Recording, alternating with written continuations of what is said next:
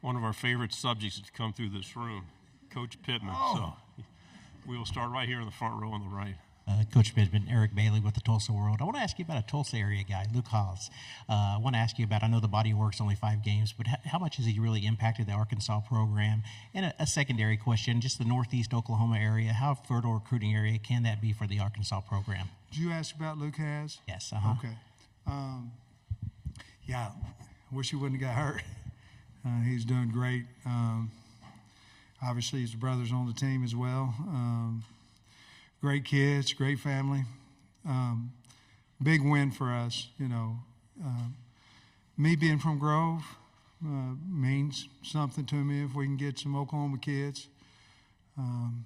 Certainly, Oklahoma's doing a good job of recruiting Arkansas kids. So, but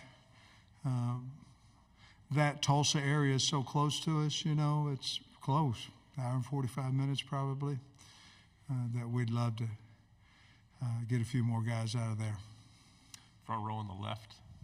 Hey, Coach. AP Stedham, AP and Kelly, as I say, it's syndicated radio. Coach, you gave me a great quote about the TP and the NIL last year. I'll never forget.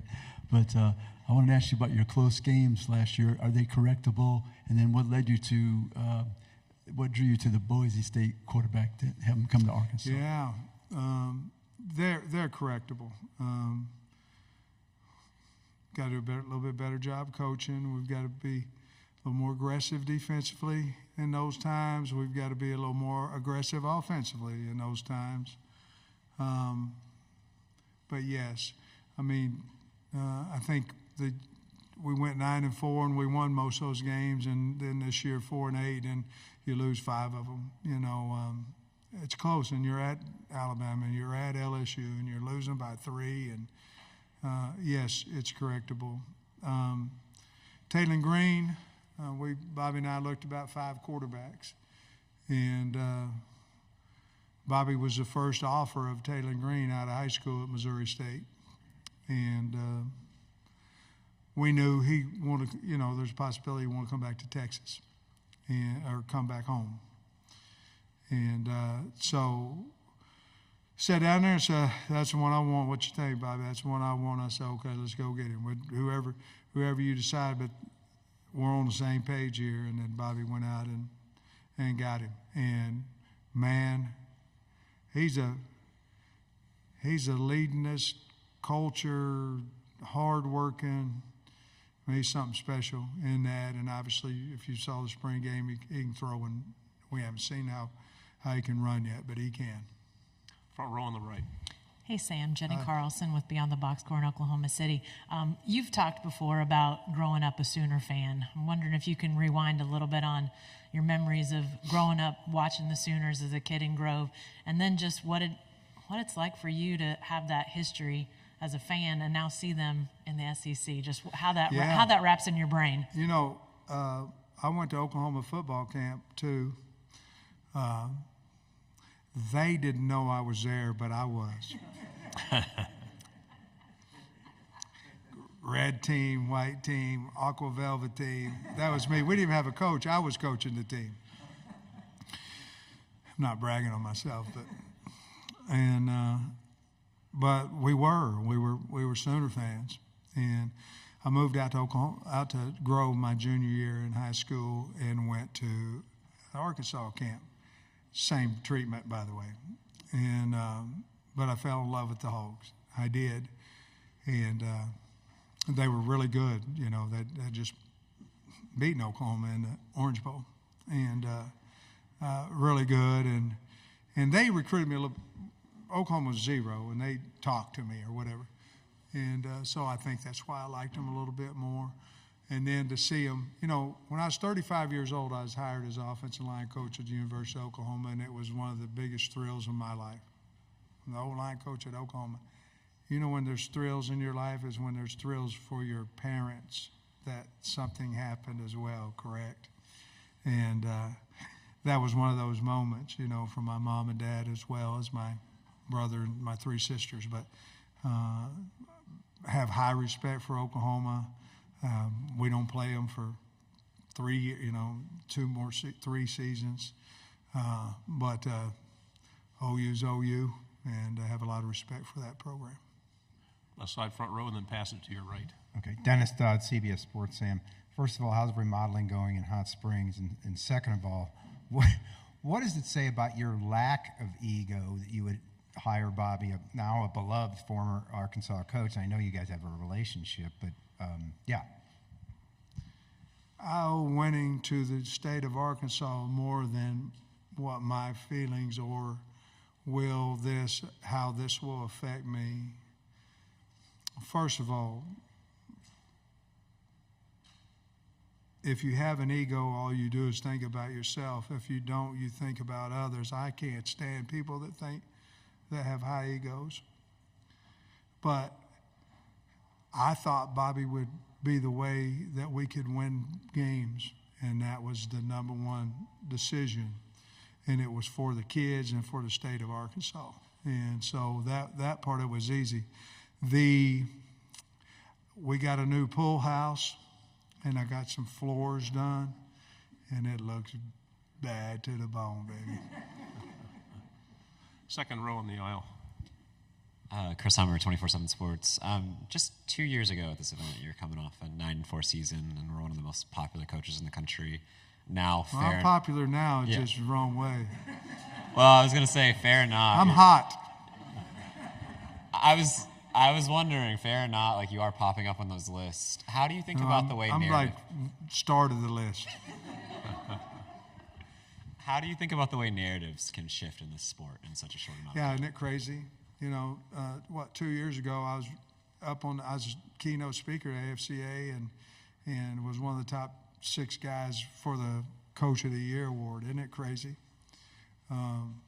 So I want to be that guy and not this one that was out there last year. I think we can be. Listen, what's fair is fair. I mean, if you're going to get patted on the back, you're going to get punched in the gut. And what's fair is fair. And to be honest with you, the only one that can really control the hot seat is me and what we do with our football team. And it's never been about me, so I'm really not concerned about it. I'm concerned about the state, the players, and our staff. And we got a good football team. Thanks for the question, though. On the in front row. Hey, Coach. Jacques Doucet, WAFB in Baton Rouge. You talked about the need to finish the close games. The LSU game has been a field goal game every year. 4 years, 3 points. Yeah, and the last 2 didn't go your way. So can you just talk about that series? And Yeah, I think you go back and you look at it with your staff and you go, okay, at this point, well, I know we don't want to give up a big one. We're dying a slow death. Let's go. Let's go. Let's go. Let's attack. Let's do whatever that may be. Or, hey, look, man, let's play action on first down. Let's see if we can't get a chunk here instead of grinding it out. I have been probably the biggest negative about it is me because I'm wanting to score with no time left on the clock. You know what I mean? I'm wanting to take it down and do all this stuff.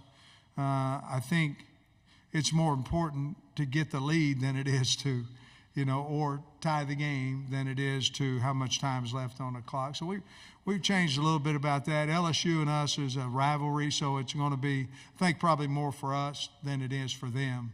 But it has been a 3-point game. Unfortunately, we've only won one of those 4 meetings since I've been the head coach. But we're looking forward to playing them. I believe it's a night game this year as well. But high respect for the program. But I believe it'll be another close game. We got to figure out how to win it. Left side, third row.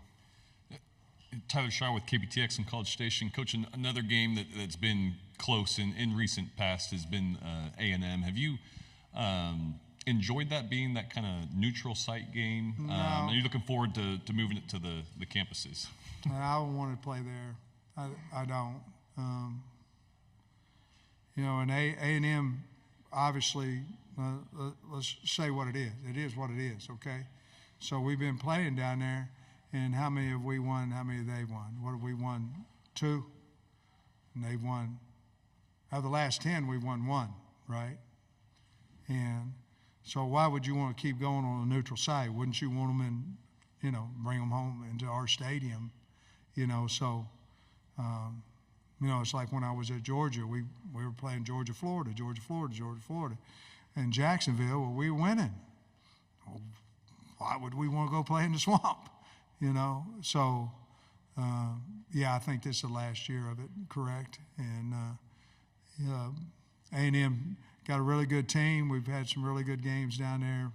Unfortunately, with them too, we've won 1, lost 3. So we'll see what happens this year. On the aisle, on the right. Coach Pittman, Corey LeBounty, WNSP 105.5 in Mobile, Alabama.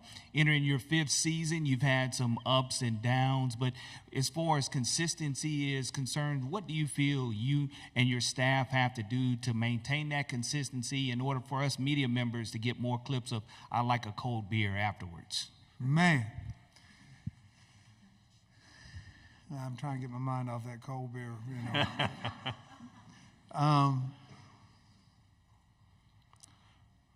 We got to do a better job of recruiting. And with that comes a whole lot of NIL, comes a whole lot of collective. There's a lot of conversation there. We got to do a better job of handling the offensive line. And that's my baby, and I've let it down. We have everything there is for us to have success. And so I like this team. I think we're going to have a lot of old cold beer talks. But we've got to do a better job of recruiting. I do think we coach well. I think we communicate with our kids well. But we've got to do a better job of that, and then I've got to make better decisions on some of this 4th and 1 and things of that nature. I think that'll help us if I do. Left side, back row. Dan Peck, ESPN 106.7 in Auburn. Coach, 2 years ago, you win at Jordan-Hare Stadium. That's Brian Harson's last game as Auburn head coach. A year later, Auburn goes up to Fayetteville, returns the favor with a big win there. You go to Auburn first conference game this year. Right. How important is that one? How pivotal is that to set the tone for the season? I think it's going to be big. I think every game, you know how that is. I think every game's big. Going to Auburn, especially, we didn't play well. They played extremely well. We laid an egg. We got a butt kick after we went to Florida, and won. But they were much better. They had a good team that day. It was a phenomenal team. So I think there's a lot of importance to everybody to open that SEC opener up with a win, and certainly that's going to be a big game. And it's hard to play in Jordan-Hare. I mean, it's hard to play up there. Wish we had more time. We have one final question on the right, 4th row. Yeah, Coach, Evan Camico, Pig Trail Nation. Walking around this morning and seeing Texas and Oklahoma and all of the logos up, is it surreal? Has it set in that they're officially a part of the SEC? Yeah, yeah. I mean, we've been talking about it for a while. And so, I'm excited they're coming in. I mean, it's not going to be any more difficult on us. I mean, we've been in the West we've been playing to everybody in America, every year. And then, so this format has allowed us to play different people, play some guys on the East that we haven't played. This will be my 5th year, and then it'll be 6th year. So it'll be 7 years before we would have played Kentucky or Vanderbilt. And we, played Georgia a couple times, Florida a couple times.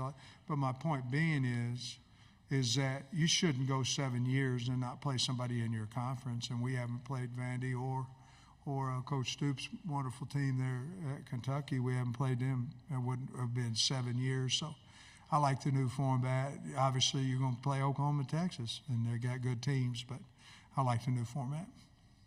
Coach, thank you so much. I love having you in here. Go Hogs.